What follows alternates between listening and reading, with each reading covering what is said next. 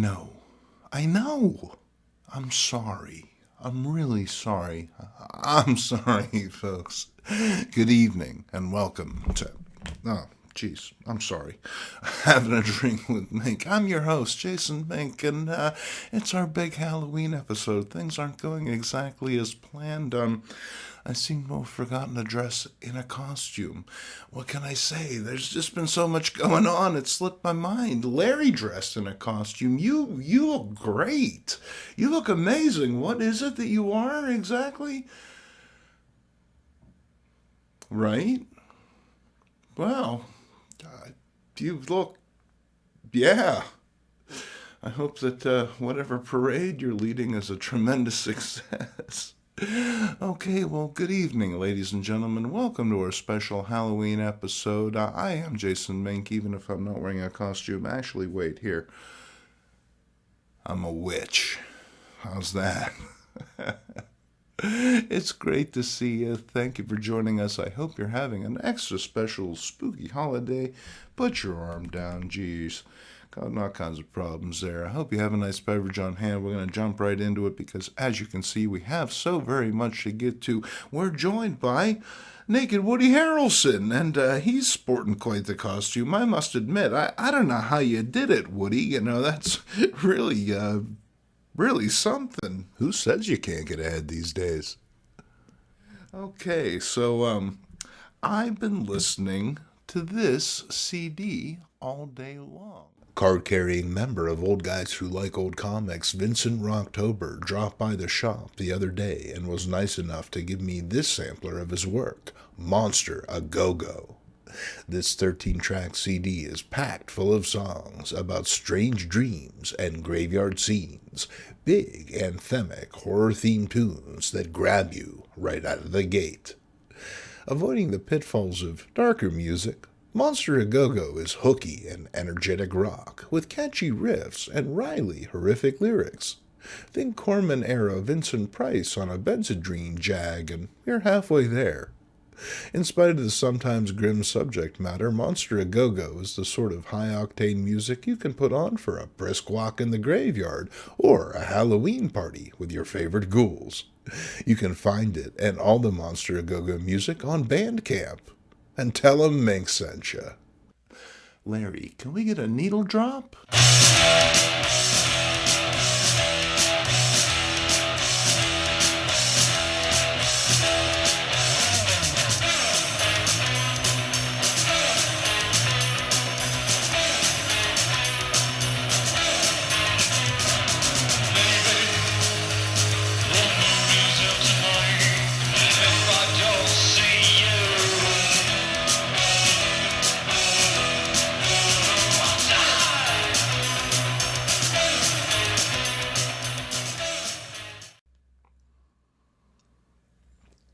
Okay, speaking of having a party, we have some party goers right here. This is Halloween 3, Season of the Witch, that incredibly contentious film, What Could Be Inside? Why, it's something from Silver Shamrock Novelties. Y'all remember the song? A pumpkin, a skull, and a witch. Ain't got time for a... What's that? Oh, no, it was something Halloween.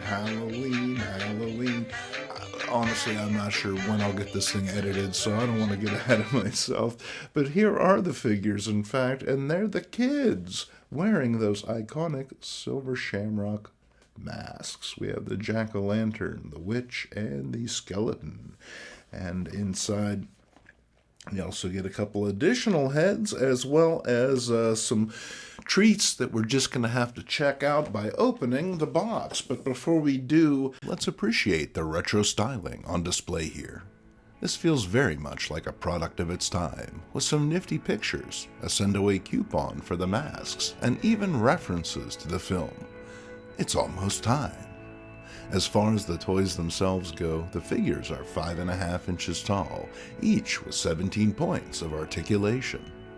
All share the same base body molded in plastic, but are differentiated by the unique cloth outfits they wear. These outfits are well tailored, with only a few stray threads out of the box.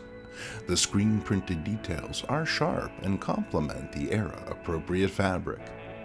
The witch wears the most elaborate of these outfits with some nice additional orange ribbing as highlight. Each figure comes with an alternate head and set of hands to represent their final appearance in the movie, but more on that in a bit. The proportions are spot on. Remember, these are children in costumes, so it wouldn't do for them to be too tall or buff.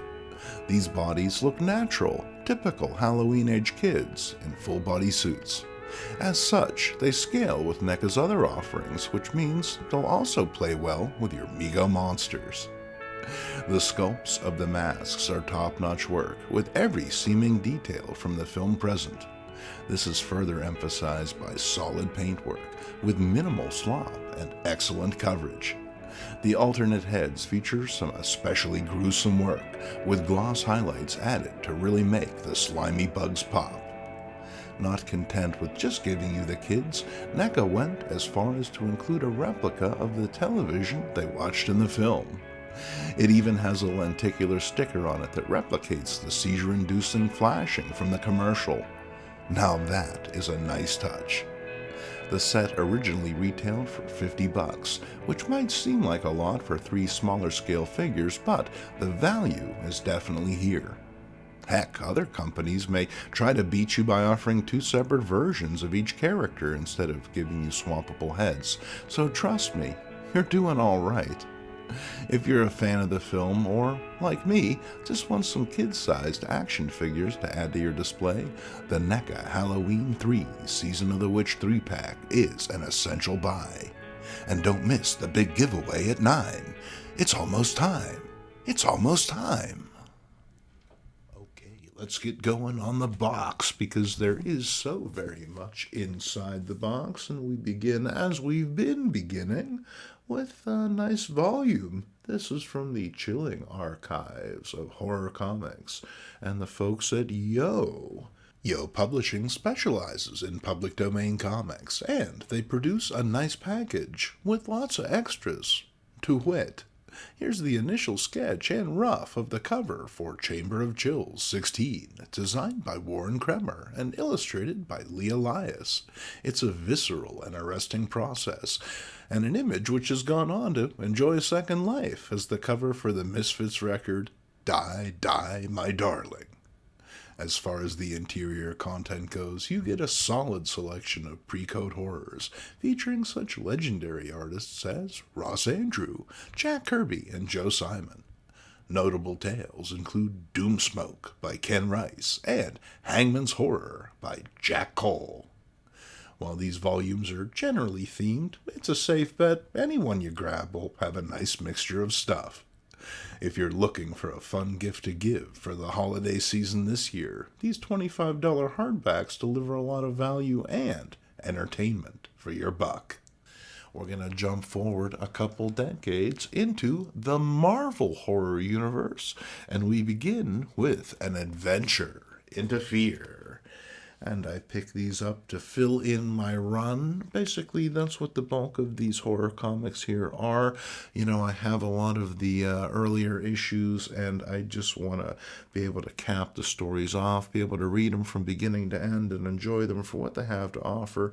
This is Morbius, the living vampire, in You Always Kill the One You Love.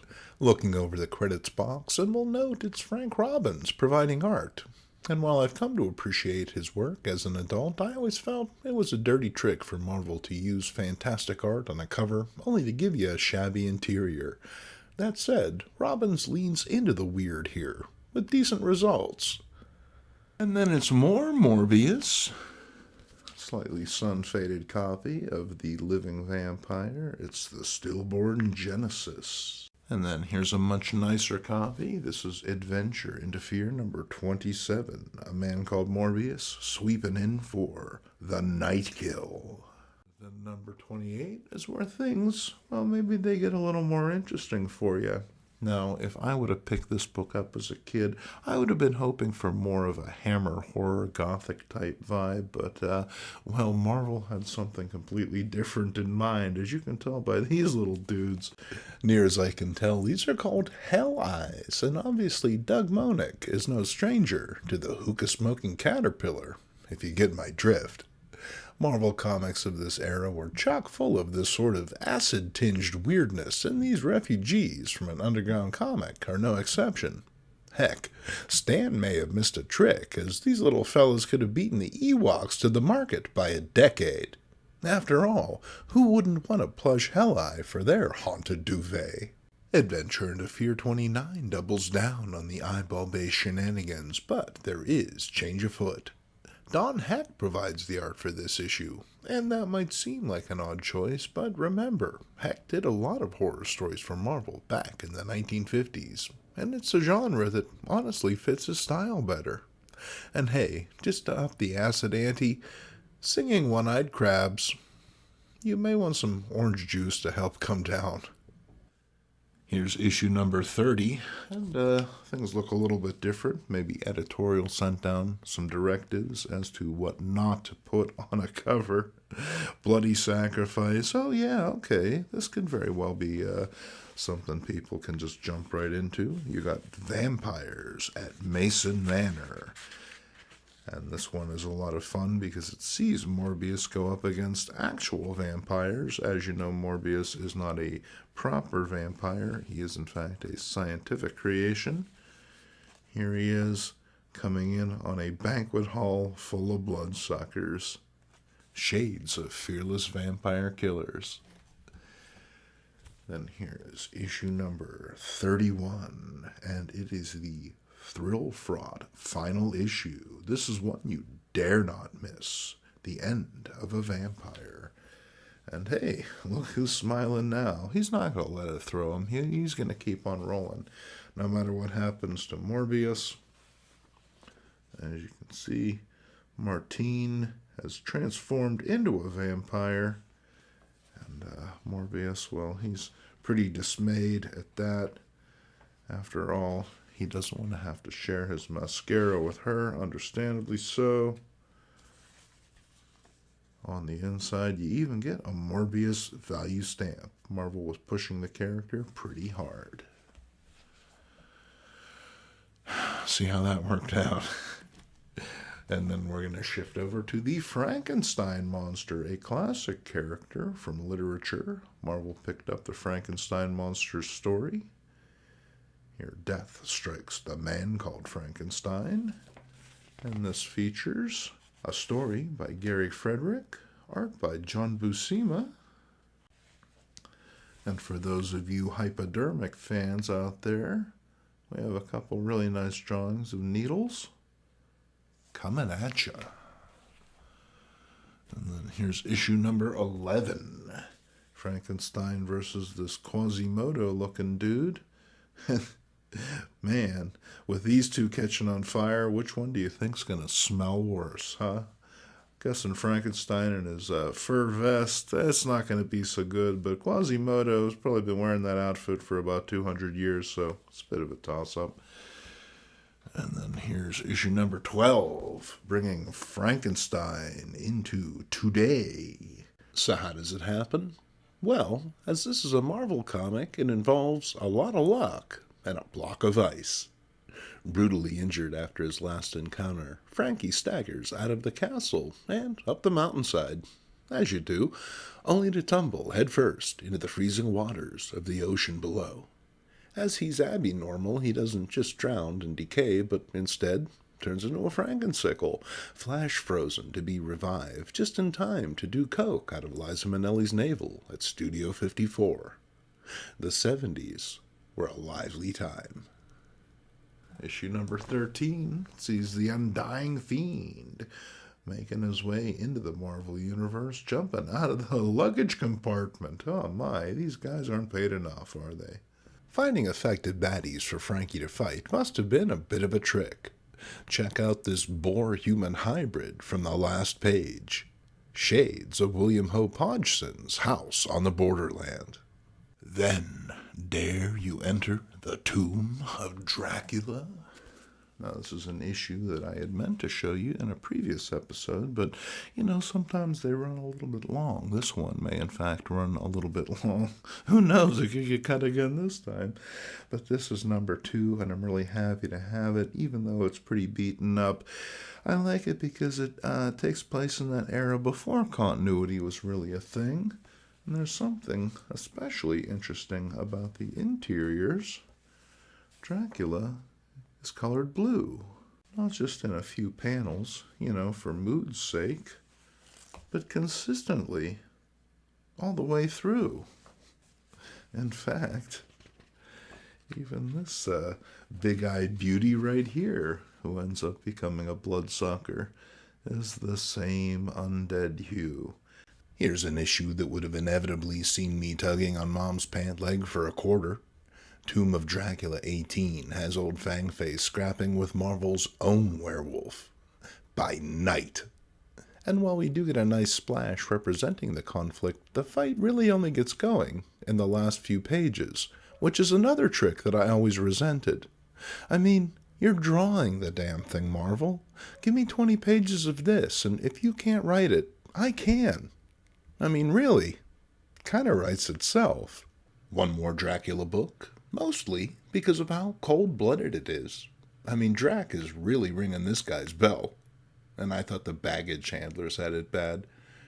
Next up, one of Marvel's own supernatural creations, the Ghost Rider. Before the ruinous overexposure of the character in the 90s, GR was pretty wild.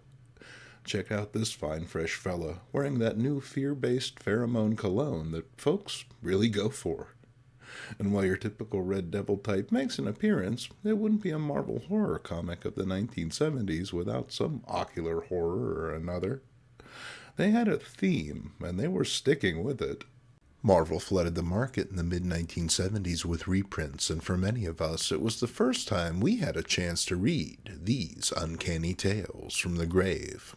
And wow, were they something. In the space of just 3 short stories, we see a guy shot in the face, another unlucky SOB thrown in front of a moving train, and an insufferable Peter Parker type bitching about action figures. Honestly, this is the scariest of the 3 to me. Oddly enough, old Puny Parker here has his own action figure in this very issue, and if you were lucky enough to send in your coupon early, you may have received one of these super rare Circle Suit Spideys. A wise investment then or now. And we're going to wrap things up with a book that you might think, well, wait a minute, Mink. That's not really spooky. Well, isn't it? I mean, after all, symbiotes are pretty creepy.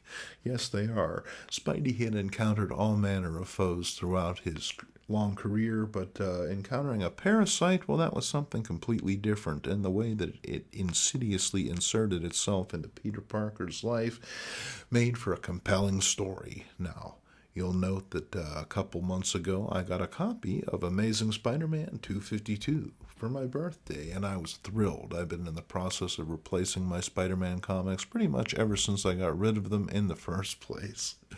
So I was happy to have that, and I knew that I had to have this one to go with it. Now, I put this one in a Mylar to make it feel better. It's not in the nicest of condition, but that's okay, because ultimately, if I still had my original, probably wouldn't be in the nicest of condition anyway, but it presents very nicely, and in the end, well, I'm just going to read it. It'll be a thrill to revisit this classic, which I haven't experienced in more than 25 years, even if it did lead to some pretty dodgy stories later. Speaking of dodgy, how did Pete get home in just his undies? Talk about trick or treat. All right, well, thank you for joining us on this very special Halloween episode of Having a Drink with Mink. I hope you have a wonderful holiday. I hope it's thrilled with thrills and chills and, well, not too many spills. After all, this stuff is precious, and you don't want any spirits haunting you, do you? From all of us to all of you, cheers.